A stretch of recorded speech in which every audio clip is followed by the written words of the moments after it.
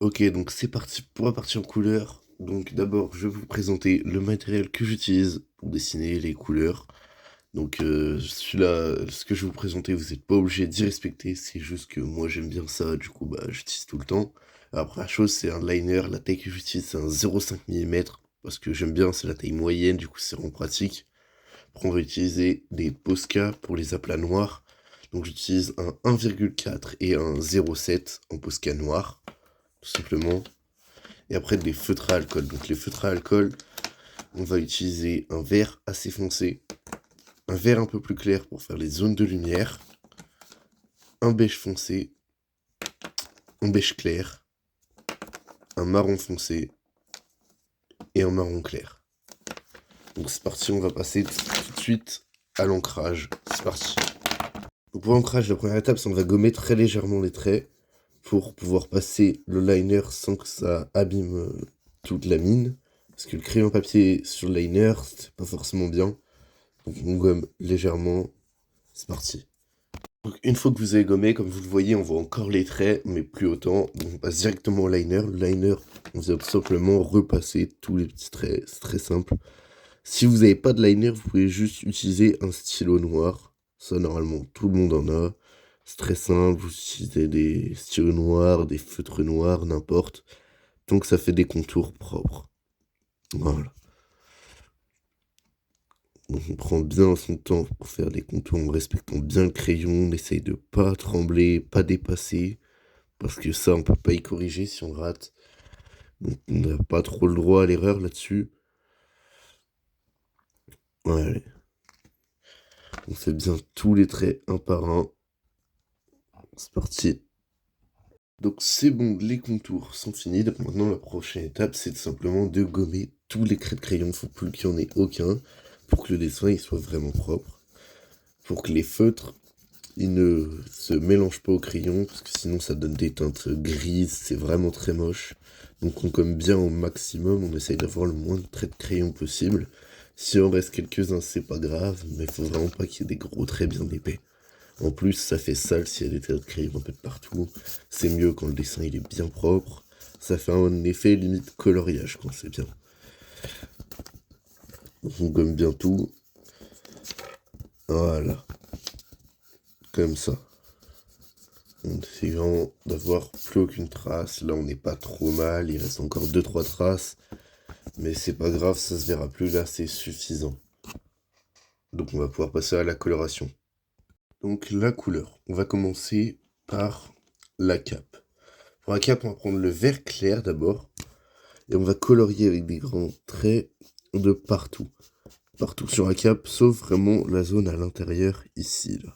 Ça, ici, on n'y colorie pas. Mais là, de cette manière, en colorant ces partout, on pourra rajouter les ombres. Alors que sinon, ce serait dans l'autre sens, ce serait beaucoup plus compliqué de rajouter des traits de lumière après avoir colorié la cape. Donc on commence par tout colorier en vert, on essaie vraiment de ne pas dépasser sur les traits. Quand on arrive dans une zone fine, on peut reprendre la mine la plus fine, pour être vraiment sûr de pas trop dépasser. Voilà, on s'applique bien sur les coups de couleur.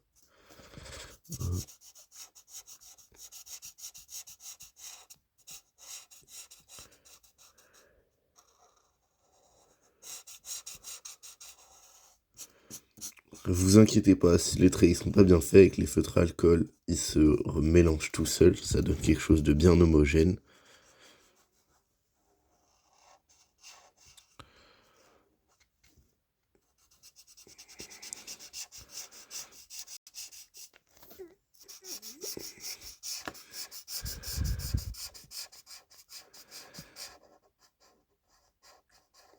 Voilà. Là, on a la couleur de base. On va prendre le vert foncé. Avec le vert foncé, on va venir colorier des zones d'ombre. Donc là, ici, à côté du trait, on fait une zone assez large où ce sera bien foncé avec l'ombre de la tête. On colorie en vert foncé.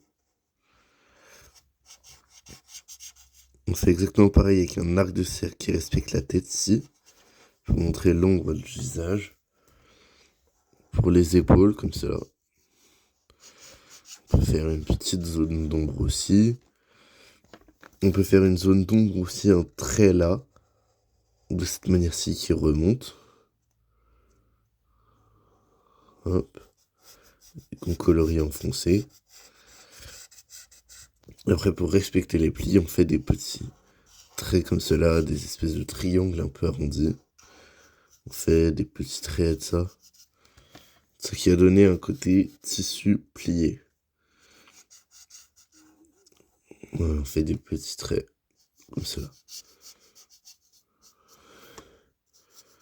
On fait pareil, une zone d'ombre qui longe le côté ici. On remonte. Et voilà. Maintenant on fait l'intérieur de la cape. Ici on fait directement tout enfoncé. Hop.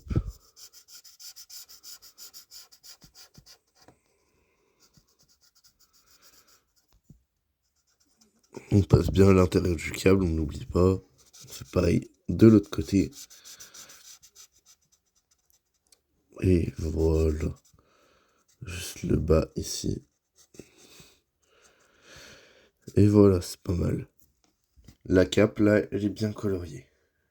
Après, on passe à l'uniforme. Pour l'uniforme, on va déjà faire simplement la veste. Donc, on prend le marron clair et on vient colorier les manches et les petits bouts de veste qui sont en dessous des manches. Tout simplement. On colorie bien tout ça.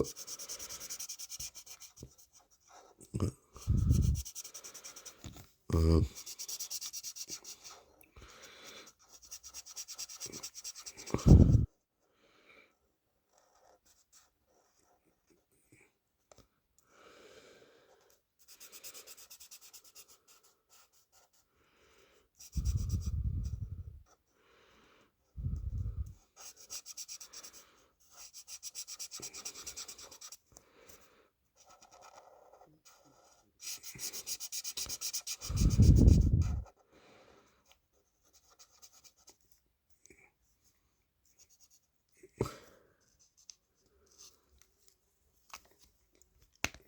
Et ensuite, une fois que c'est coloré comme ça, on peut prendre le marron foncé.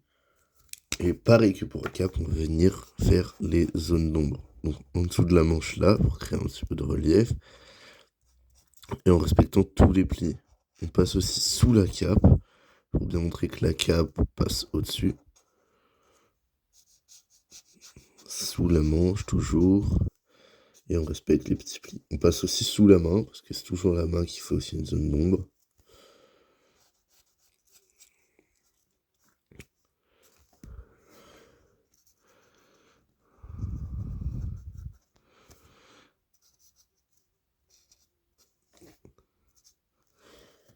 Et voilà. La veste, là, elle est bien. Maintenant, on termine l'uniforme. Donc pour ça, on prend le marron foncé et on va venir faire la ceinture avec les lanières. Hop. Pareil de l'autre côté. On passe bien.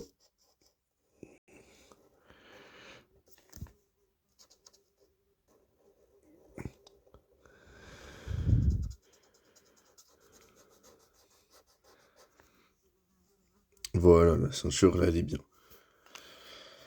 Maintenant, on va pouvoir faire aussi les ceintures pour le pantalon. On fait exactement pareil. Des lanières foncées.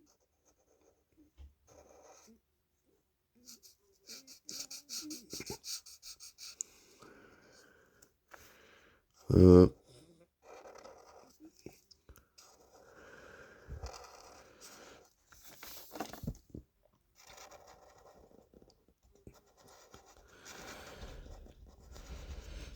Et voilà.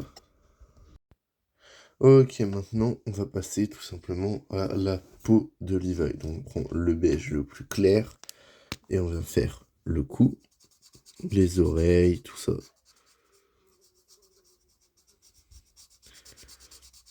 On évite de passer dans les yeux quand même.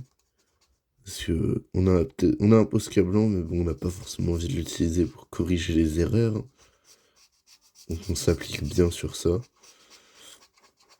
On fait bien les traits correctement. Et après on fera les ombres avec le beige foncé. Donc voilà. Maintenant on prend le beige foncé. Donc on va faire une ombre pour les yeux. Comme ça, on va faire un espèce de carré en dessous de l'œil qui remonte jusqu'au sourcil, que l'on fonce. Là, ici, on fait toute la moitié du visage, avec la bouche comprise dedans, en ombré jusqu'au sourcil et on remonte ici. Donc là, on fait un petit trait et là, on va faire les mèches de cheveux, tout simplement. On fait le dessous de la bouche. On fait pour le nez aussi, une zone pour le nez. Les oreilles. Et le cou avec la tête au-dessus. Et voilà, là on a un beau visage bien ombré, bien réaliste. On reprend le beige clair pour faire les mains cette fois. Donc, tout simplement, on met un aplat clair. Et on rajoute des ongles pour les doigts, comme en haut on l'a fait. C'est très simple en fait. Le coloriage, faut pas non plus prendre la tête à essayer de faire des détails, y a pas besoin. Voilà. Là c'est pas mal, donc on va pouvoir faire les cheveux. On prend le liner, enfin le Posca en 07, pardon. Et on fait. On passe dans les mèches avec des petits traits secs. Ça donnera un meilleur effet en plus pour les cheveux. On remplit bien toute la zone. Sans non plus trop appuyer pour pas abîmer le Posca.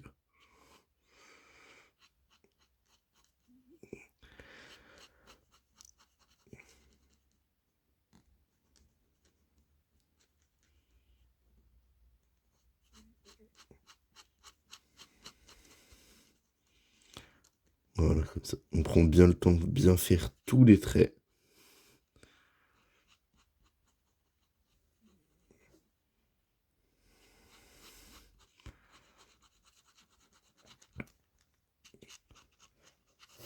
Et une fois que le Posca est posé, on le laisse bien sécher pendant 2 minutes. On attend. Ça sèche vite, mais il faut quand même pas que ça bave de partout sur le dessin, parce que sinon ça va vraiment le détruire.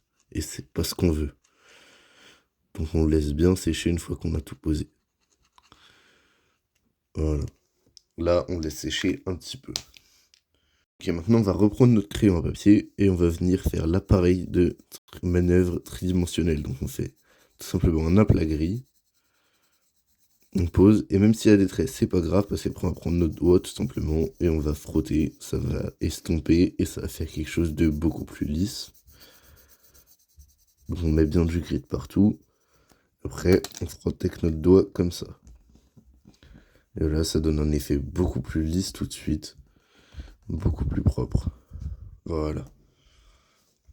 On peut refoncer un petit peu certaines zones, comme cela. On refonce un petit peu le milieu, là où il y a les lames. Hop. Et voilà. Là, c'est pas trop mal. Donc maintenant, on va pouvoir passer à la chemise, au pantalon et aux bottes. Et le Levi's sera terminé. Donc pour le pantalon, il n'y a pas grand chose à faire. Tout simplement, on fait des petites ombres grises, vu que le pantalon est blanc.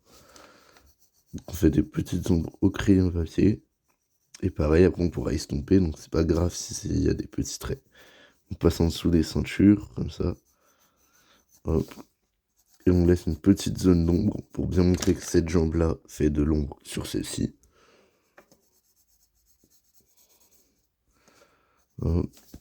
Là, on fait des petites zones d'ombre en dessous des ceintures aussi. Voilà. Et en dessous de là aussi.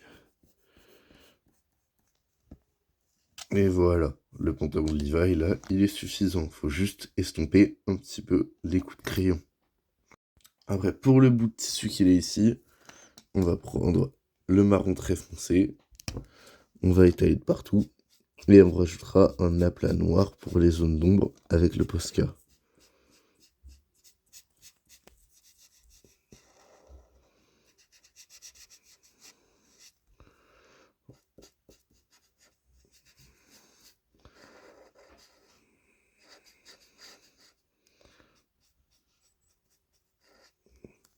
Voilà.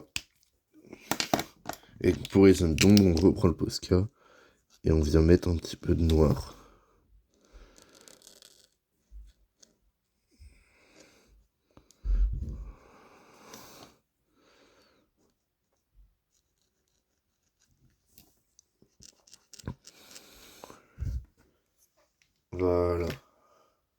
On peut rajouter aussi un petit peu en dessous, ici.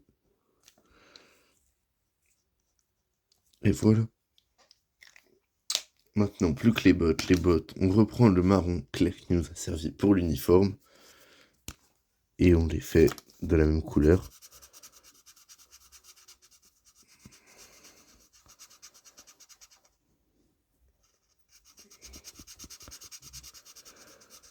On les refait bien pareil et on met des petites zones d'ombre en dessous comme avant.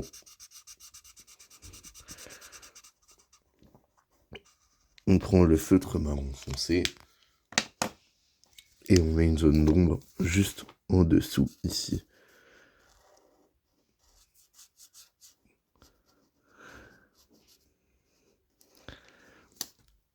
Et voilà. Et voilà, l'IVA est terminé, vous n'avez plus qu'à signer votre œuvre d'art et bravo à vous.